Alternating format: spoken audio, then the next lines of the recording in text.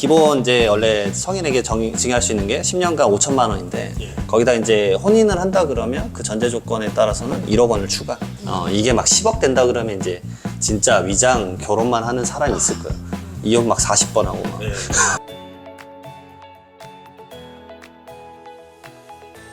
네, 이번 시간에는 혼인과 관련된 절세를 좀 알아보려고 하는데 제 생각에는 안 하는 것도 괜찮다 생각해요. 굳이 절세 때문에 혼인할 필요는 없다. 근데 이거 영상 괜찮으시겠어요? 안 하고 혼자 다 써라. 네, 죽을 때까지 다 써라. 나는. 그래도 저는 관심이 있으니까 한번 여쭤보겠습니다. 혼인식 결혼 자금 증여재산 공제가 신설이 됐는데 포인트가 뭘까요? 이게 이제 신설이 됐습니다. 사실은 이제 상반기 때는 이제 성인 자녀에 대해서 전반적으로 다 증여 재산 공제 좀 넓혀주려고 했었는데 네. 그걸 혼인으로 확 줄였어요. 사실 많은 분들이 관심도 없기도 해요. 왜냐하면 그냥 성인 자녀 사실 기반 안 되니까 뭐 사업을 한다 그러면 좀 돈 좀 주고 이 생각 하셨던 분들이 꽤 있는데 갑자기 이거 혼인으로 딱 메커니즘을 잡아버리니까 갑자기 이제 내 아들은 우선 내 딸은 결혼 생각이 없다는데 아직 그럴 수도 있잖아요. 네. 그러니까 이제 이게 좀 제한의 폭이 좀 정해졌는데 이렇게 됐습니다. 기본 이제 원래 성인에게 증여할 수 있는 게 10년간 5천만 원인데 거기다 이제 혼인을 한다 그러면 그 전제 조건에 따라서는 1억 원을 추가. 그러니까 1억 5천, 1억 5천. 왜냐면 신랑 신부가 있으니까 총 합치면 3억 원? 네, 그 정도까지 이제 공제가 가능하겠구나. 근데 이제 10년의 기간이 아니라 이제 혼인 날짜를 보셔야 돼요. 왜냐면 이게 혼인 법률론으로 이제 혼인 신고한 날짜 전후 2년이에요. 전 2년도 가능. 2년 후 2년. 예, 그러니까 보니까 사실상 결혼식은 올렸는데 법률상 법률혼이 되는 이제 혼인 신고를 하는 게 대부분 이제 항상 보니까 평균적으로 2년이래요. 그러니까 뭐 청약도 생각하고 기존에 있던 뭐 주택도 좀 정리하고 이런 것들을 하는 시간이 2년이어서 그 결혼 준비도 사실 1년 정도 걸릴 때도 있잖아요. 그래서 결혼 전에 집을 사놓는 경우도 많았던 것 같아요. 네. 그러니까 대부분 이거 핵심 진짜 그거예요. 결혼할 때 전세자금 좀 명확하게 좀 주세요. 왜냐면 그거 가지고 증여세 막 조사나 이런 거 너무 많이 나오니까 그거 이제 안 할게요. 그러니까 그거 좀 덜 해라. 그 의미에서 이제 주는 게 핵심이라고 봅니다. 그러다가 증여를 해서 했는데 결혼 안 하고 파혼을 해버리면 결혼 전에 그거 헤어지면. 있어요. 그 제도가 있어요, 이게. 제도가 있나요? 예. 그러니까 혼인 신고 전에 그러잖아요. 왜냐면 파혼이 너무 많더라고요, 생각보다. 네. 뭐 이제 상견례 가서 뭐 밥 먹는 걸로 싸웠다 막 이런 것도 많잖아요. 그럼요. 뭐 말하면 끝도 없지 않습니까? 그러니까 이제 혼인을 할 줄 알고 네. 1억 원을 준 거예요. 근데 이제 말 그대로 결혼을 안 하게 된 거죠. 그것도 법문구에 써놨어요. 정당한 사유가 발생한. 그 정당한 사유의 기준은 이게 대통령령인데 아직 안 나왔어요. 그래서 저 재밌을 것 같아요. 왜냐면 정당한 사유에 파혼이란 걸 과연 명시할 것인가. 그럼 다시 돈을 돌려서 백업해라. 네, 백업하면 증여는 없던 걸로 봐주겠다. 그럼 이미 다 썼으면 어떡해요? 그게 이제 가장 큰 핵심이에요. 이제 첫 번째로 이제 정당한 사유가 발생하면 혼인하기 전에, 그러니까 법률혼을 하기 전에 그러면은 그 발생한 달의 말일로부터 3개월 이내에 다시 반환을 해라. 그러면은 증여한 걸 안 볼게. 그건데, 근데 대부분 받자마자 다 써버릴 거란 네. 말이에요. 왜냐면 이게 사용처에 대한 제한도 없어요. 그러니까 만약에 이럴 수도 있어요. 지금 가정한 게 뭐냐면 이제 아들이 결혼을 할 거라는 생각도 없어. 근데 1억을 더 주고 싶은 거예요. 네. 저는 그 상황을 가정을 했어요. 네. 2년 후에 혼인신고 안 해도 되니까. 왜냐면 우선 주는 거예요. 왜냐면 지금 증여를 정당히 줄 수 있고 사후 관리가 아직 안 걸리는 거잖아요. 근데 줬어. 왜냐면 1억 주고 나서 2년 이내에 반환할 걸 생각하신 거예요. 그리고 주식을 해. 그러니까 뭐 A란 주식을 샀는데 가격이 떨어졌어요. 그러면 반환을 못 하잖아요. 네. 그 반환을 못 하게 될 때는 어떻게 되냐면 결국은 여기에 대해서 세금 내야 돼요. 반환을 못 하는 사유가 발생하면 그게 이제 2년이 지나버렸다. 그러면은 혼인하지 않은 거잖아요, 결국은. 그러면은 그런 사유로 인해서는 다시 이제 증여세 신고하고 거기에 대해서 일정 부분에 대해서 이제 이자 상당액 좀 부과를 하겠다. 그렇게 제도가 지금 되어 있습니다. 그러니까 악용에 대해서 약간은 막는 제도가 좀 다 생겼어요. 저는 이럴 줄 알았어요. 다음번 결혼할 때는 공제 없어. 그럼 자기 왜 공제가 안 돼? 이러면 이제 이게 인생에서 한 번이라고 정해져 있는 한 번 아니에요. 그래서 저도 이 제도를 보면서 일회성에 하지 않더라고요. 기재부에서 이제 브리핑을. 그래서 이게 혼인 전후 2년이니까 그건 있을 것 같아요. 그러니까 결국은 한 번 썼고 파혼을 했다고 해볼까. 이게 이제는 이혼이죠, 이때는. 결혼하고 나서 이혼을 했어요. 그래도 그 기간 내가 2년이란 사후관리 요건이 있으니까 2년이 끝나고 나서 또 뭔가 결혼을 해서 해야 되지 않을까. 왜냐면 이 법이나 세금이나 이런 것들, 뭐 파산, 회생 때문에 이런 악용하는 사례가 너무 많아가지고 이게 조금만 되면은 그래? 2년마다 그냥 서류상 이혼을 해버릴까? 이런 사람이 나올 수도 있거든요. 예. 저 생각에 그거였어요. 결혼하고 그 다음날 증여하고 그 다음날 이혼하고. 3일이면 돼. 물론 이제 세 번째가 말이 안 되지만 물론 이제 조정을 거치고 오랜 시간이 걸리긴 하지만 그런 악용 사례도 분명히 생길 수 있어요. 혼인신고는 하루면 되잖아요, 사실은. 예, 서류 하나만 넣으면 게임 끝나요. 그리고 이제 또 생각나는 게 반환이에요. 반환할 때 원래는 이제 증여세법상 원래 금전을 주고받는 건 사실 서로 다 증여해요. 주자마자 증여, 받자마자 증여. 왜냐면 금전은 줬던 거를 똑같이 줬다라는 거를 이게 태그화되어 있지 않기 때문에 이 일치성을 알 수가 없다 그래요. 다 징을 때리거든요. 근데 금전 외 부동산은 사실 신고 기한이 3개월인데 줬다가 다시 돌려주면 이거 취소가 돼요, 반환이. 근데 금전 같은 경우 원래 반환이 안 되는데 그러면 혼인공제에 대해서는 이건 좀 약간 예시로 좀 봐줄 것인가 뭐 그런 생각이 좀 있기는 해요. 아마 그걸 해줘야지 당연히 제가 봤을 때는 별 문제가 없지 않을까 생각이 듭니다. 그러면 혼인 신고를 하는 걸 기준으로 2년이니까 네. 사실혼에는 적용이 되나요? 사실은 사실 안 돼요. 그러니까 결혼은 할 거라고 예정되는 예비 신혼부부도 사실은 사실혼 관계잖아요. 네. 그러니까 2년 이내에 혼인 신고만 한다 그러면 제가 봤을 때 문제는 안 될 것 같아요.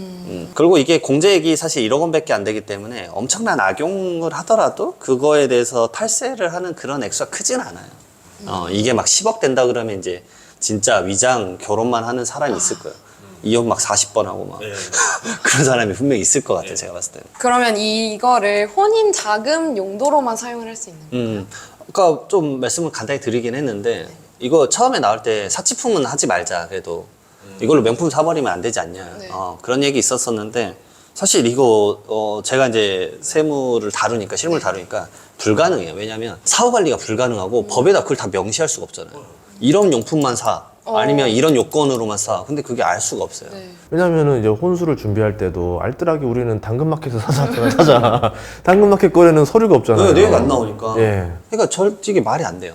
그러니까 그거 자체를 전반적으로 했을 때 사후 관리가 이거 관리하는 비용이면 차라리 풀어주는 게 낫고 추후적으로 진짜 1억 줬고 신고했는지 그것만 버는 게 낫지. 이게 말이 안 됩니다. 그래서 결국 혼인자금 용도로만 쓰지 않아도 되기 때문에 왜냐면 사실 아까 말씀드렸던 증여 부분에 주식을 주는 것도 저는 혼인자금일 수 있어요. 왜냐면 내가 주식을 잘하니까 1억 증여 받은 걸로 주식을 엄청 잘해서 불려서 난 집을 사겠다 라는 계획이었다. 네.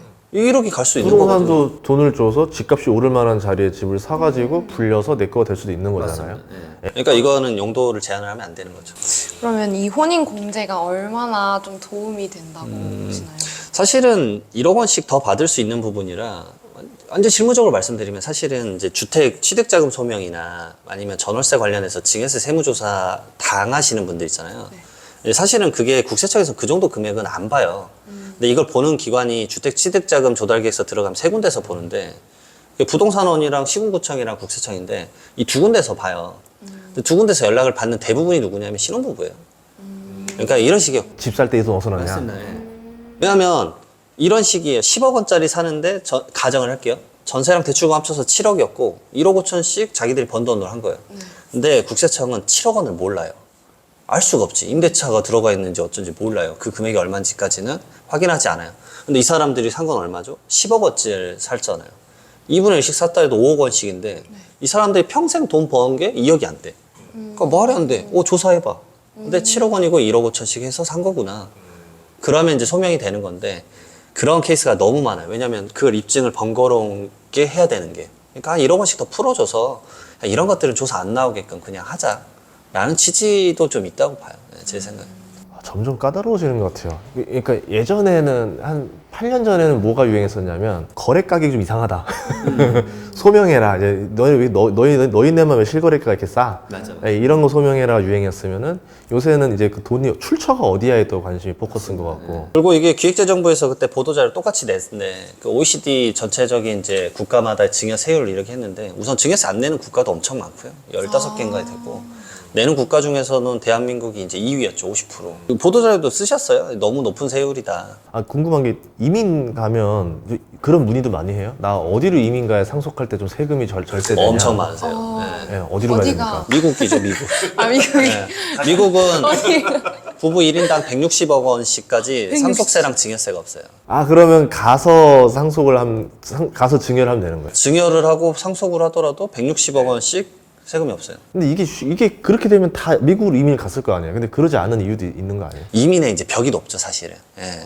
예, 이민의 벽 자체가 높죠. 이 사람의 어빌리티나 투자 이민이냐 뭐냐를 따져보는데 그 비자가 엄청 까다롭죠. 왜냐면 9.11 때 비행기를 쏴버렸으니까. 근데 부자들 같은 경우는 이렇게 이민 가서 증여하는 게 훨씬 더 절세가 되니까 그렇죠.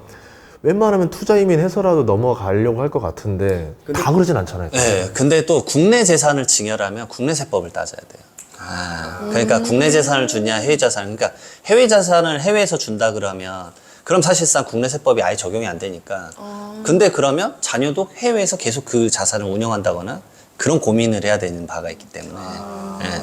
왜냐면 나는 가지만 자녀는 한국에서 터전을 잡았고 한국에서 터전을 잡게끔 자산을 주는 거일 수도 있기 때문에. 아, 그러면 자녀를 빨리 미국으로 유학을 보내서 미국에서 세탁소라도 하게 한 다음에 여기 있는 건물들을 다 팔아가지고 내가 해외 투자를 해서 해외 이민으로 해서 자산을 뭐 미국에 있는 빌딩을 뭐 하나 사가지고 한 다음에 여기서 증여를 이뤄져 버리면은 못 잡는 거네요. 못 잡는 게 아니라 그 미국의 세법을 그냥 따지는 거예요. 대신에 뭐 이런 사람들은 뭐 그런 거 없어요? 당신은 다시는 한국에 못 들어옵니다, 뭐 이런 거. 아, 그런 건 없어요. 그런 것도 없어요? 그런 건 없죠. 결국은 이제 영주권과 시민권의 이제 그런 경계가 있을 거고, 이제 이민법을 좀 따져봐야 될 거고. 뭐 사실 그러게 짠다 그러면 사실 이 재산 다 팔고, 가족법인처럼 법인을 만들어서 자녀가 거기에 들어가서 같이 사업을 해버리면, 예, 그러면 차라리 낫죠. 그런 경우가 한둘이 아닐 것 같아요. 제가. 근데 이제 미국이라는 새로운 환경에서 내가 사업을 어떤 걸 할 수 있는지에 대해서 그런 걸 공부하는 그 문화 공부 시간이 오래 걸리니까,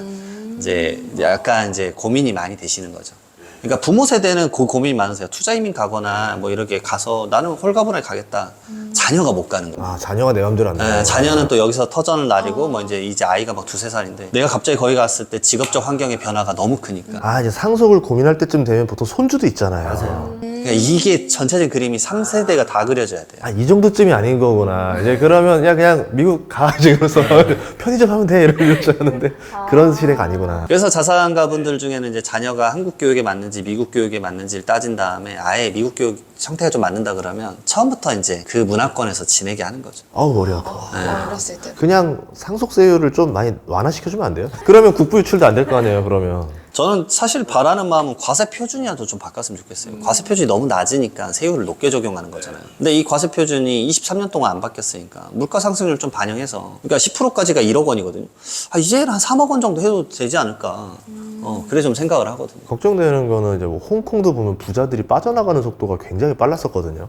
그러니까 이제 뭐 세율이 우리나라가 좀 그렇다 하더라도 이게 어느 순간 갑자기 뭐 예를 들어서 어떤 나라는 0%입니다. 이러는 순간적으로 빠져나갈 수 있을 거 아니에요.